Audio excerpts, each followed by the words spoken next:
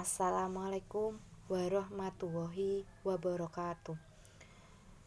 Pada pertemuan kali ini kita akan membahas tentang kasus pelanggaran hak dan pengingkaran kewajiban warga negara. Kasus ini terjadi apabila ada penyebabnya. Nah, penyebab terjadinya pelanggaran hak dan pengingkaran kewajiban ini dikarenakan warga negara ini tidak dapat memperoleh haknya sebagaimana yang telah diatur oleh undang-undang. Pelanggaran hak warga negara ini merupakan akibat adanya kelalaian atau pengingkaran sebuah kewajiban, baik itu dilakukan oleh pemerintah maupun oleh warga sendiri. Nah, pelanggaran hak dan pengingkaran kewajiban ini disebabkan oleh 6 faktor. Yang pertama adalah sikap egois atau terlalu mementingkan diri sendiri. Sikap ini disebabkan oleh seseorang yang hanya menuntut haknya tanpa menjalankan kewajibannya. Yang kedua, rendahnya kesadaran berbangsa dan bernegara. Hal ini disebabkan oleh pelaku pelanggaran yang berbuat seenaknya sendiri, di mana pelaku ini tidak mau tahu orang lain pun mempunyai hak yang harus dihormati, seperti itu. Yang tiga, sikap tidak toleran. Sikap ini akan menyebabkan munculnya saling tidak menghargai ataupun menghormati kedudukan orang lain atau keberadaan orang lain. Yang nomor 4 yaitu penyalahgunaan kekuasaan. Kekuasaan di sini salah satu contohnya yaitu kekuasaan dalam suatu pemerintahan ataupun kekuasaan di dalam suatu perusahaan. Contohnya, para pengusaha itu mempunyai kekuasaan di mana para pengusaha ini dapat mem-PHK buruhnya. Nah, ketika pengusaha tersebut tidak mempunyai alasan yang jelas ketika mem-PHK buruhnya ini merupakan salah satu hal yang melanggar hak warga negara. Dan yang kelima, ketidaktegasan aparat penegak hukum. Aparat penegak hukum yang tidak bertindak tegas terhadap setiap pelanggaran yang terjadi maka akan menimbulkan pelanggaran-pelanggaran lainnya. Nah, pelanggaran ini harus diselesaikan secara tuntas. Pelanggaran ini si pelanggar harus mendapatkan atau menerima sanksi yang tegas atas perbuatannya sehingga pelanggar ini jera dan tidak melakukan pelanggaran lagi. 6. Penyalahgunaan teknologi. Penyalahgunaan teknologi ini disebabkan karena kemajuan teknologi yang dapat memberikan pengaruh negatif. Kalau kalian tahu, kemajuan teknologi ini pengaruhnya ada dua, positif dan negatif. Tetapi penyalahgunaan teknologi ini lebih mengarah ke pengaruh negatif, seperti itu. Selanjutnya yaitu kasus pelanggaran hak warga negara. Di sini ada 6 poin. Yang pertama, proses penegakan hukum masih belum optimal dilakukan. Misalnya masih terjadinya kasus salah tangkap atau perbedaan perlakuan oknum aparat penegak hukum terhadap seseorang yang melanggar hukum dengan dasar kekayaan ataupun jabatan yang tinggi. Nomor 2, tingkat kemiskinan dan angka pengangguran masih cukup tinggi. Hal ini terdapat dalam pasal 27 ayat 2 yang mengamanatkan bahwa tiap-tiap warga negara berhak atas pekerjaan dan penghidupan yang layak bagi kemanusiaan. Yang ketiga, makin merebaknya kasus pelanggaran HAM. Kalau kalian lihat, walaupun Indonesia ini telah menegakkan hak asasi manusia, tetapi masih banyak sekali pelanggaran-pelanggaran hak asasi manusia. Contohnya, pemerkosaan, pembunuhan, kekerasan dalam rumah tangga. Hal ini sudah diatur dalam pasal 28A sampai 28C yang menjamin keberadaan hak asasi manusia. Selanjutnya, masih terjadinya tindak kekerasan yang mengatasnamakan agama.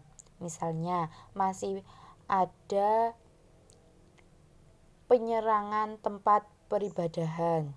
Nah, hal ini sudah diatur dalam pasal 29 ayat 2 yang menegaskan bahwa negara ini menjamin kemerdekaan setiap penduduk untuk memeluk agamanya masing-masing. Yang kelima, angka putus sekolah yang cukup tinggi. Hal ini mengindikasikan belum terlaksananya secara penuh pasal 31 ayat 1 yang menyatakan bahwa setiap warga negara ini berhak mendapatkan pendidikan yang layak. Yang terakhir, pelanggaran hak cipta. Contohnya, peredaran VCD atau dibajakan, perilaku plagiat dalam pembuatan sebuah karya seperti itu. Selanjutnya yaitu kasus pengingkaran kewajiban warga negara. Di sini contoh pengingkaran kewajiban warga negara yaitu membuang sampah sembarangan, melanggar aturan berlalu lintas, misalnya tidak memakai helm saat berkendara, tidak mempunyai surat izin mengemudi ataupun SIM. Yang ketiga, merusak fasilitas negara.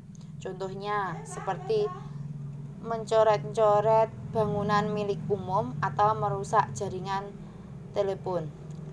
Yang keempat, tidak membayar pajak kepada negara seperti pajak bumi dan bangunan, pajak kendaraan bermotor, retribusi parkir, dan lain sebagainya. Yang kelima, tidak berpartisipasi dalam usaha pertahanan dan keamanan negara. Contohnya, mangkir dalam kegiatan sis kampling apabila di daerah kalian masih ada sis kampling seperti itu. Selanjutnya, penanganan pelanggaran hak dan pengingkaran kewajiban warga negara.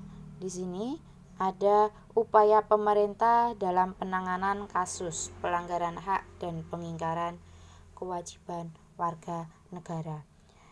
Upaya yang dilakukan yang pertama yaitu supremasi hukum dan demokrasi harus ditegakkan, di mana supremasi hukum ini dapat berjalan dengan baik apabila masyarakatnya ini ikut berpartisipasi dalam kehidupan berbangsa dan bernegara seperti itu. Selanjutnya, mengoptimalkan peran lembaga-lembaga.